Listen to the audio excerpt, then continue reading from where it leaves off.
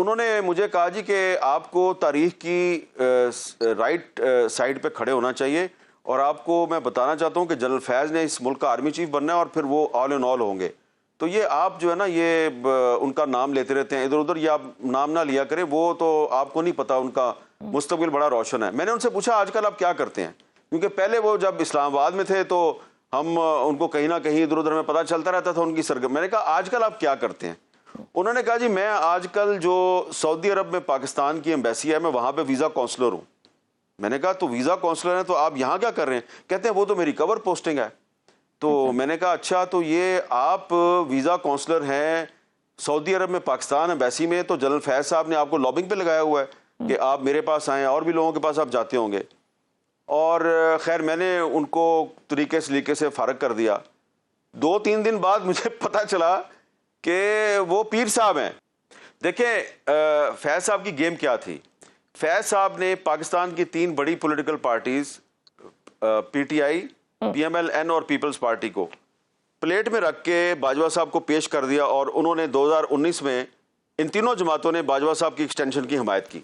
अब ये फैज साहब ने एक्सटेंशन क्यों करवाई बाजवा साहब की, कि वो चाह रहे थे कि अगर बाजवा की एक्सटेंशन हो जाए तो फिर इनसे जो सीनियर अफसरान थे कुछ फैज साहब से, उन्होंने रिटायर हो जाना था और जब 3 साल पूरे होते बाजवा साहब के तो फैज साहब जो हैं वो 2-3 जो टॉप सीनियर अफसरान थे उसमें आ जाते। इनके आखिर में आके जो है ना एक दूसरे के साथ मामलात खराब हो गए थे। पहले ये एक दूसरे को प्रोटेक्ट करते रहे, लेकिन जब बाजवा साहब को पता चला कि ये फैज तो अपने चक्कर में पड़ा हुआ तो उन्होंने इसका काम खराब करने की कोशिश की, क्योंकि ये बाजवा साहब का काम खराब कर रहे थे। लेकिन मैं समझता हूं कि अब अगर फैज साहब के खिलाफ कार्रवाई शुरू हुई है तो ये बाजवा साहब तक भी जाएगी।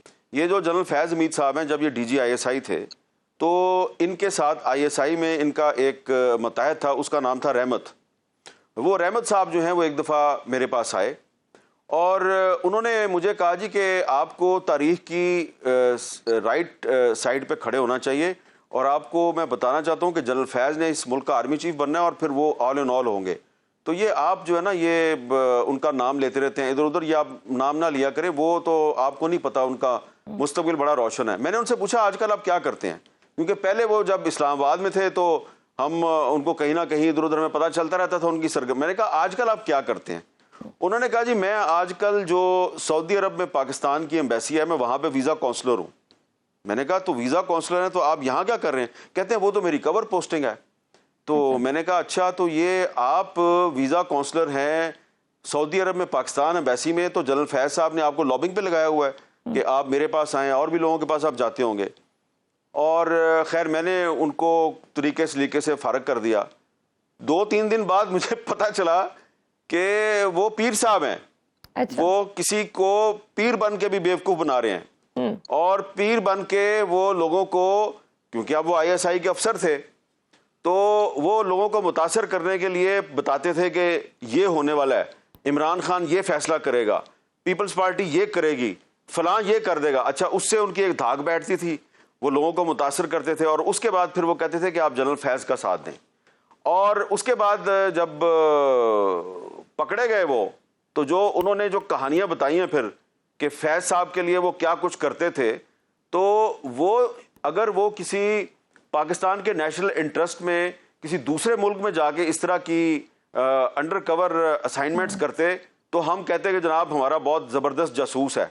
लेकिन वो जासूस तो पाकिस्तान के अंदर एक सर्विंग जो डीजी आईएसआई था उसको आर्मी चीफ बनाने के लिए एक लॉबिंग कर रहा था, साजिशें कर रहा था। यानी कि वो जो आइन का आर्टिकल 244 है उसकी खिलाफवर्जी कर रहा था। तो और बाद में सबको पता चल गया कि जनाब जनरल फैज साहब जो हैं वो आर्मी चीफ बनने की कोशिश कर रहे थे और शहबाज शरीफ साहब को उन्होंने अपनी वफादारी का यकीन दिलाया, यहां तक कहा कि आप जो कहेंगे मैं वो करने के लिए तैयार हूं। और कमाश जो है उसका पता होने के बावजूद फैज साहब के खिलाफ कार्रवाई में इस हुकूमत को भी दो साल लग गए। ठीक। अच्छा, मुझे ये बताएं मीर साहब, ये जब ये फैज साहब ये सब कर रहे थे, हर तरफ पीपल्स पार्टी के साथ भी वो ठीक थे, नून लीग के साथ भी और पीएमएल के साथ भी, तो ये जनरल बाजवा साहब कहाँ थे, हमारे आर्मी चीफ, ये कहाँ थे उस वक्त? और अगर उनके साथ सबके साथ इतनी अच्छी मार्केटिंग कर रहे थे, इतनी अच्छी पीआर बिल्डिंग कर रहे थे, तो फिर उनको क्यों नहीं बनाया गया आर्मी चीफ? देखें फैज साहब की गेम क्या थी। फैज साहब ने पाकिस्तान की 3 बड़ी पॉलिटिकल पार्टीज पीटीआई, पीएमएल-एन और पीपल्स पार्टी को प्लेट में रख के बाजवा साहब को पेश कर दिया और उन्होंने 2019 में इन तीनों जमातों ने बाजवा साहब की एक्सटेंशन की हमायत की। अब ये फैज साहब ने एक्सटेंशन क्यों करवाई बाजवा साहब की कि वो चाह रहे थे कि अगर बाजवा की एक्सटेंशन हो जाए तो फिर इनसे जो सीनियर अफसरान थे कुछ फैज साहब से, उन्होंने रिटायर हो जाना था और जब 3 साल पूरे होते बाजवा साहब के तो फैज साहब जो हैं वो 2-3 जो टॉप सीनियर अफसरान थे उसमें आ जाते। तो ये उन्होंने गेम अपने लिए की थी। बाजवा साहब को समझ आ गई कि जब उनको पता चला कि ये कोर कमांडर पेशावर जो है ये फ्रीक्वेंटली विजिट करता है इस्लामाबाद को और ये इस्लामाबाद में आके हुकूमत की अहम शख्सियात को मिलता है, उन्होंने इनको बहावलपुर भेज दिया। उन्होंने इनको बहावलपुर भेज दिया और फिर जब अपॉइंटमेंट का टाइम करीब आया तो फैज साहब ने खुलकर अपनी लॉबिंग शुरू कर दी। उन्होंने लंदन में नवाज शरीफ साहब को भी मैसेज भिजवाया कि मेरा ये फलां रिश्तेदार है, ये आपको आके मिलेगा और आप इससे जो भी कमिटमेंट लेना चाहते हैं ले लें। शहबाज शरीफ साहब से मिलने की कोशिश की। तो ये बाजवा साहब को धोखा दे रहे थे, बाजवा साहब इनको धोखा दे रहे थे और फिर आखिर में बाजवा साहब ने जो वजीर दफा हैं ख्वाजा आसिफ साहब, उनको कहा अच्छा आप ना फैज को आर्मी चीफ बनाएं ना मुझे आप एक्सटेंशन दें, आप साहिर शमशाद साहब को आर्मी चीफ बना दें। ताकि बाजवा साहब ने कहा कि जाते जाते अगर मैं नहीं बन रहा तो फैज भी ना बने।